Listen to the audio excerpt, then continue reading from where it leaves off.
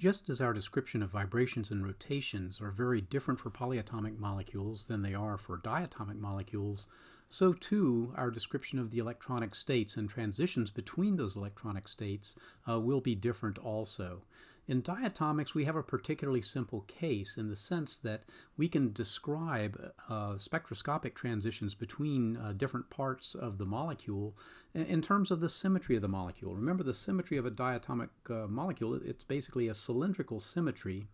That is to say, we could embed a diatomic molecule in a cylinder and then describe all of its symmetrical features with respect to the symmetry of the cylinder. That is to say, can we cut the cylinder in half and have two equal halves? That would be a homonuclear diatomic. If not, can we have states that have an angular or cylindrical node that runs the length of the cylinder? There's lots of different possibilities, and by classifying those things, we can specify a transition. So remember, for example, if we had an electronic transition in diatomic molecules, that we might use term symbols, and in fact, the selection rules for those electronic transitions really have to do with the symmetry, basically the symmetry indicators, the labels on the term symbols. If we're talking about vibrations, again, we find that there's symmetry due to the even and odd nature of the Hermite polynomials that basically dictate the selection rules, I should say polynomials, that dictate the selection rules for the vibrational states. And similarly for rotations, it is the symmetry rules of the spherical harmonics that dictate the selection rules for rotational transitions. Right? Do we have something similar when it comes to polyatomics? We don't really, because polyatomics can be quite irregular, and so they don't necessarily have symmetry designations that we can use, but there are some ways that we can simplify our understanding of it. And I'm going to mention that polyatomics have electronic states that come in basically two varieties. All right, and one of these varieties, when we talk about electronic transitions, we're talking about transitions between what I'll call localized molecular orbitals. Now, what does this mean?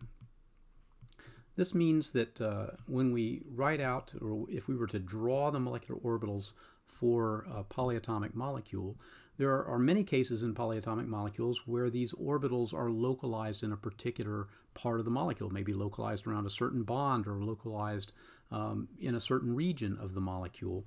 And so those localized molecular orbitals are the ones that are going to control, if you will, how electronic transitions are made. All right, they typically have, if there are particular sets of bonds, so for example, one might be carbonyl or another one might be the NO bond, they have characteristic wavelengths for these transitions that one sees in many different molecules that seem to, that include these types of bonds. Right? The way I've specified them here, we can also generalize often localized on two atoms.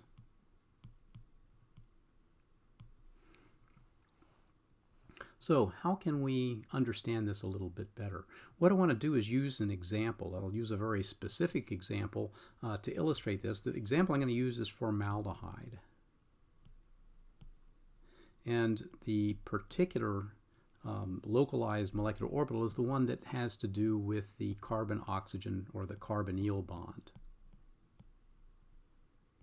Now, I'll mention that when we have something like this where we have a very particular bond that is going to be responsible for the electronic transition, we have a name for this. We call it a chromophore. So in other words, it is the part of the molecule that is going to give it its color, as it were, with chromo being the Greek prefix for color. So how would this look for formaldehyde? If we were putting together the various molecular orbitals for formaldehyde, what would they look like? Well, I'm going to draw them in a little bit of an abstract sense, but we'll see how they pan out when we begin to fill in what the orbitals themselves look like. Okay, I'm going to draw four states here, the lowest being a sigma orbital, then a pi orbital, then a pi star orbital, and a sigma star. And in between here, we'll have the break between the bonding orbitals down below and the anti-bonding orbitals up above. Now, if I were looking at the sigma bonding orbital between carbon and oxygen in the carbonyl bond, clearly that is going to be the sigma bond that is between the carbon and the oxygen, the single bond. Now I'm going to draw this edge on so that we can really get a perspective on this. So that there's one H sticking into the board, one H sticking out of the board, and I have oxygen here.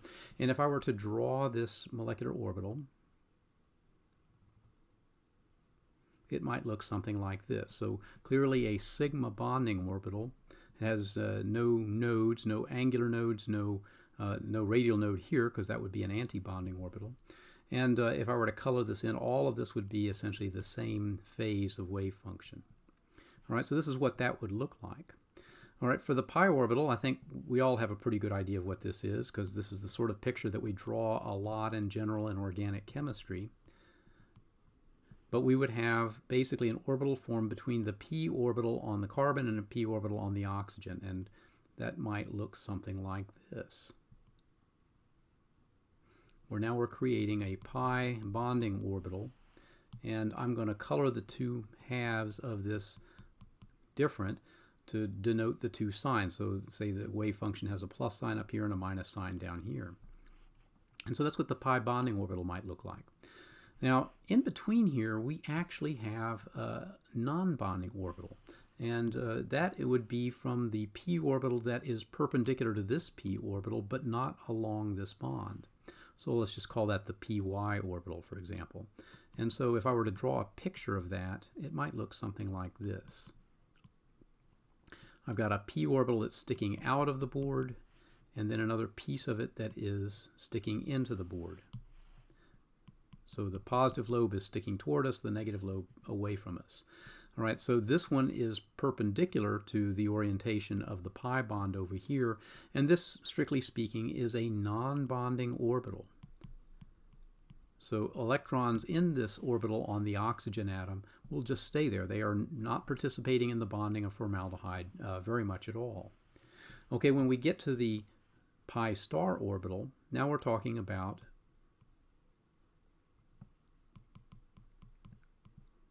an anti-bonding orbital of a pi nature. So we'll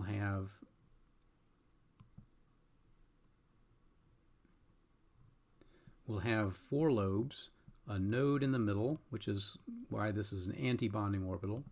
And so we'll have our positive lobes on opposite sides and our negative lobes on opposite sides. So our pi star orbital will look something like that. Our sigma star orbital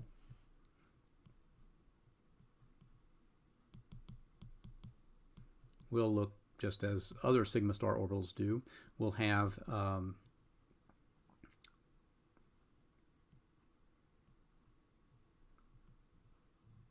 something that looks like this, and they will be opposite in sign, and a node in the middle here.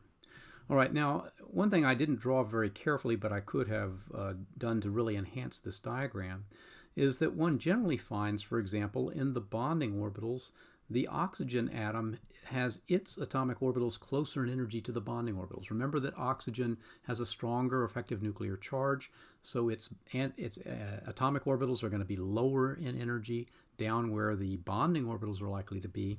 So we would expect to see these lobes actually favor the oxygen side a little bit. And on this, they would favor the oxygen side a little bit. All right, so if I had been more careful with my artistry, I could have actually demonstrated that. In the case of the anti-bonding orbitals, however, it's going to be the carbon orbitals that are closer in energy. So in fact, this side will be bigger for the pi anti-bonding orbital in this one. And in the sigma orbital, I have actually made them the right size designations. The carbon one is the bigger one.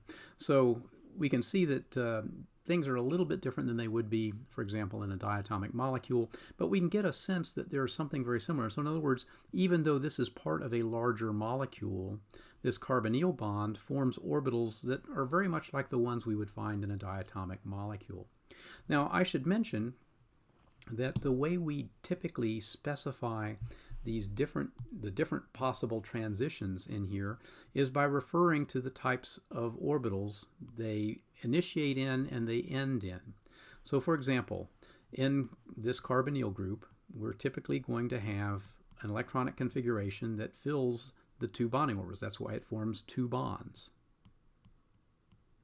with none up above. Now, we also have two electrons here in this non-bonding orbital that's not participating in the bonding, so I don't want to forget about those also. Now, we can have several possibilities for an electronic transition. We could have a transition from one of these two into either the pi star, so I'll call that N going to pi star. We could also have N going to sigma star. All right, those are two possibilities for a transition.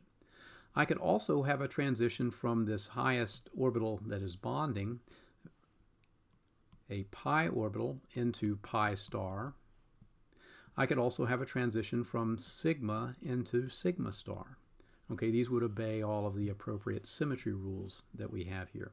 So this is how we would specify these different kinds of transitions. And in fact, the N to pi star transition is one that often plays a role in spectroscopic studies of molecules that have a carbonyl group in them, because it's taking a non-bonding electron from the oxygen and placing it in a pi star orbital, a molecular orbital for that bond.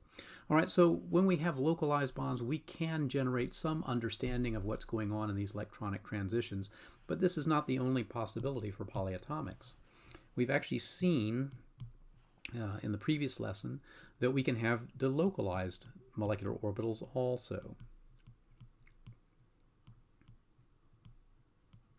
And in this case, the electronic excitation is one that's going to be spread more or less around the molecule. Now, what kinds of molecules have this? Well, typically the ones you will encounter are polyenes or aromatic compounds, which are also polyenes compounds. All right, so these are ones that are going to be delocalized, and when we promote an electron from one to another, it's going from one delocalized orbital to another delocalized orbital. Now, I should say that the MOs reflect the shape of the molecule.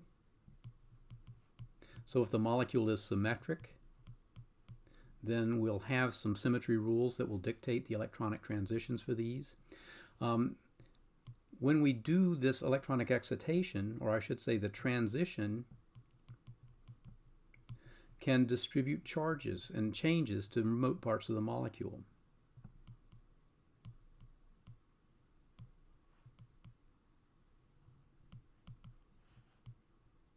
So it's not just a local transition that takes place, but one that affects the whole molecule. Now, there are several possible models that we can use to do this. I won't go into the details, but you'll get a chance to play with this a little bit, I believe, in the problem set. All right, one, since these are delocalized, that means the electrons in these are delocalized. And so sometimes, depending upon the system, the particle in a box actually provides an interesting model for these kinds of systems.